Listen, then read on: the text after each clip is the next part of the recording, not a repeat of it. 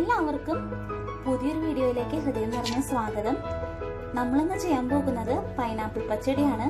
അപ്പോൾ സദ്യയിലത്തെ എല്ലാവർക്കും ഇഷ്ടമുള്ള ഒരു വിഭവമായിരിക്കും പൈനാപ്പിൾ പച്ചടി.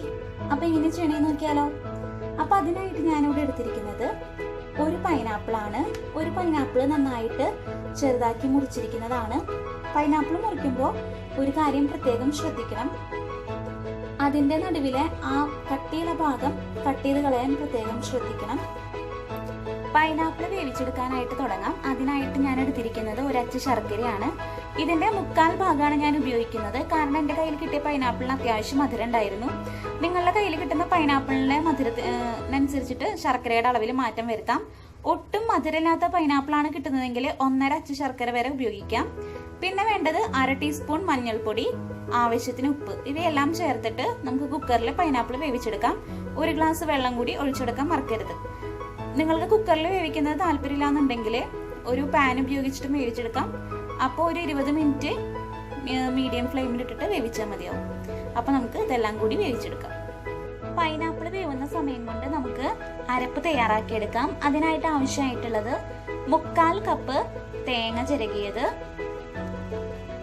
1/4 ടീസ്പൂൺ കടുക്. നമ്മൾ പച്ചടിയിൽ കടുക് പച്ചയ്ക്ക് അരച്ച് ചേർക്കും. പിന്നെ വേണ്ടത് 1/4 ടീസ്പൂൺ ജീരകം, 3 പച്ചമുളക്. നമ്മൾ എരിവിന് വേണ്ടിയിട്ട് പച്ചമുളക് മാത്രമാണ് ഉപയോഗിക്കുന്നത്, വേറെ ഒന്നും നമ്മൾ ഉപയോഗിക്കുന്നില്ല. ഇതെല്ലാം ചേർത്തിട്ട് ഇത്തിരി വെള്ളം ചേർത്തിട്ട് നല്ല പോലെ പേസ്റ്റ് ആക്കിയിട്ട് അരച്ചെടുക്കണം.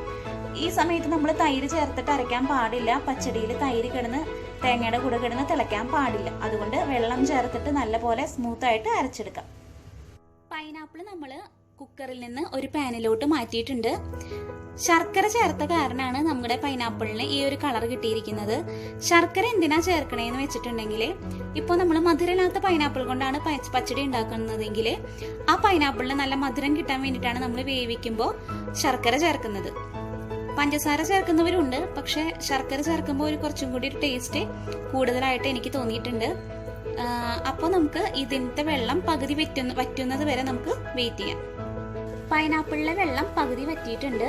നമുക്കിനി തേങ്ങയുടെ കൂട്ട് ചേർത്ത് കൊടുക്കാം.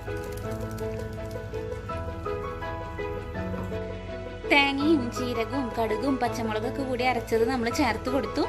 ഇനി ഇതൊന്ന് നന്നായിട്ട് വറ്റി വരട്ടെ. അപ്പോൾ നമ്മുടെ പൈനാപ്പിളിലെ വെള്ളം എല്ലാം വറ്റി. ഇനി നമുക്ക് തൈര് ചേർത്ത് കൊടുക്കാം. 4 ടേബിൾ സ്പൂൺ തൈര് ഒന്ന് മിക്സിയിൽ അടിച്ചിട്ട് നമുക്ക് ഇതിലോട്ട് ചേർത്ത് കൊടുക്കാം. ഈ സമയത്ത് തീ ഭയങ്കര ലോ ഫ്ലെയിമിൽ വെക്കാൻ ശ്രദ്ധിക്കണം, അല്ലെങ്കിൽ ചിലപ്പോൾ തിളയ്ക്കാൻ ചാൻസ് ഉണ്ട്. തൈര് ചേർത്ത് കൊടുക്കാം. നന്നായിട്ടൊന്ന് മിക്സ് ചെയ്ത് കൊടുക്കാം. തൈര് തിളയ്ക്കരുത്, ഒന്ന് ചൂടായാൽ മതി.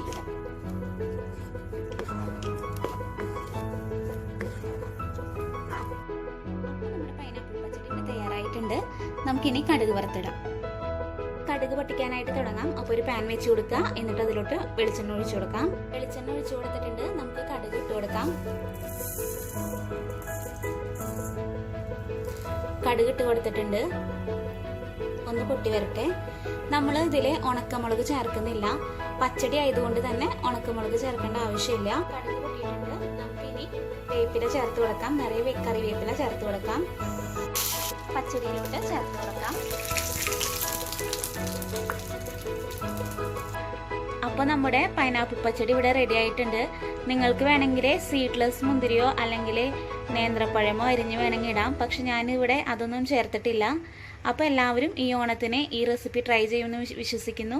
അപ്പോൾ അടുത്ത നല്ലൊരു ഓണ വിഭവമായിട്ട് കാണുന്നവരേക്കും നന്ദി, നമസ്കാരം.